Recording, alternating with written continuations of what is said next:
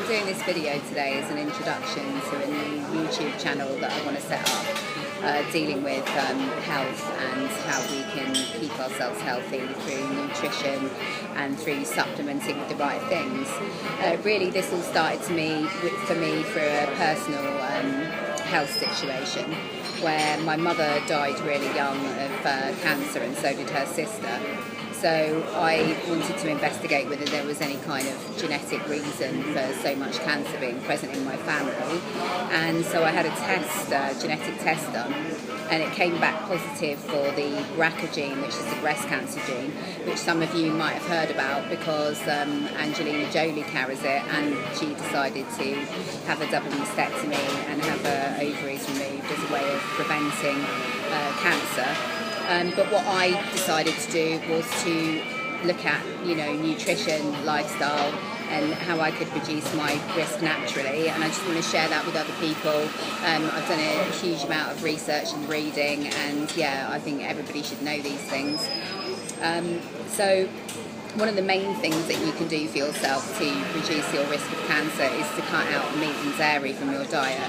I've done a few videos before about how I feel that ethically and spiritually we need to cut meat and dairy out of our diet, but today I'm focusing more on the health side of things. Basically, if you ingest meat and dairy, you're also ingesting all the pharmaceutical medications that those animals have been given whilst they're alive. So you're looking at growth hormones, antibiotics. These animals are basically kept in the most terrible conditions and cramped conditions, and as a result of that they're really very sick.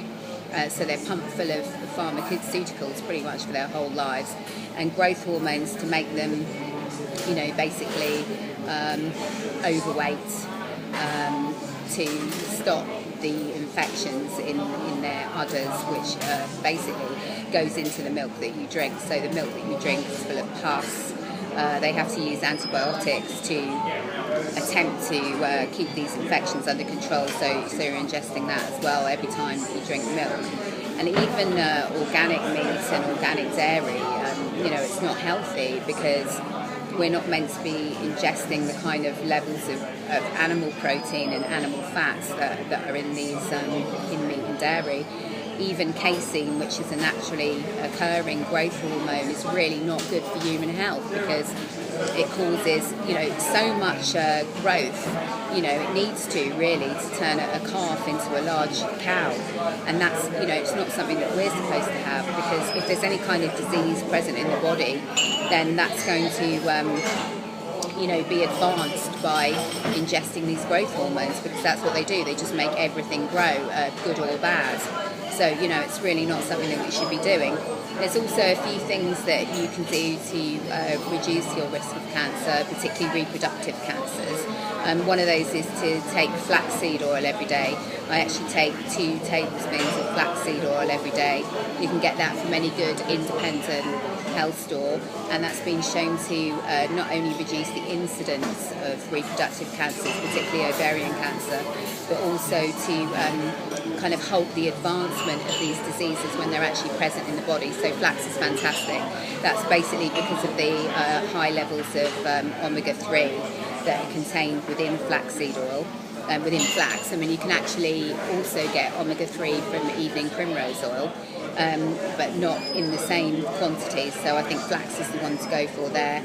Also, selenium has been proven to protect against breast cancer. So high dose selenium supplements, not the sort that actually come in a multivitamin, but you buy it on its own. Also eating organic mushrooms, preferably raw, because they contain really high doses of selenium as well, so that's a really good thing to do. Turmeric is a fantastic anti-inflammatory, and it's well known that inflammation leads to disease, including cancer. So introducing turmeric into your diet, one of the best ways to do that is to mix it into juices using organic fruit and vegetables. So mix a bit of turmeric into that, because that's a great preventative measure as well.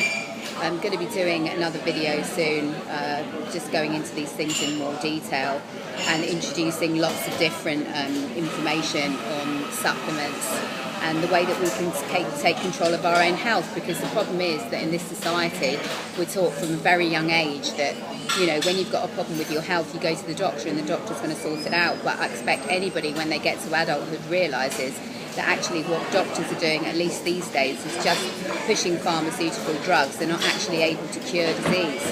I have an underactive thyroid as well, and it's well known that deficiency in iodine actually causes the thyroid to malfunction. So I'm now supplementing my diet with iodine, which I'm getting from kelp tablets, which you can also get in any good independent health shop. You can also buy Lugol's iodine online. You don't seem to be able to get it in any of the shops, but I've seen that online at Amazon, so that's Lugol's iodine. We need to have iodine in our diet, because if we don't, it leads not only to the malfunctioning of the thyroid, but also things like dementia and Alzheimer's disease. That's why we're seeing such a massive incidence of these diseases these days. About 40% of the UK is actually deficient in iodine, so it's really important that we get our iodine levels up. You can also improve your iodine levels by eating seaweed, which you can, well, whether you can get that organically or not, I'm not sure, but certainly Chinese supermarkets you can get seaweed as well, so that's another way of going about it.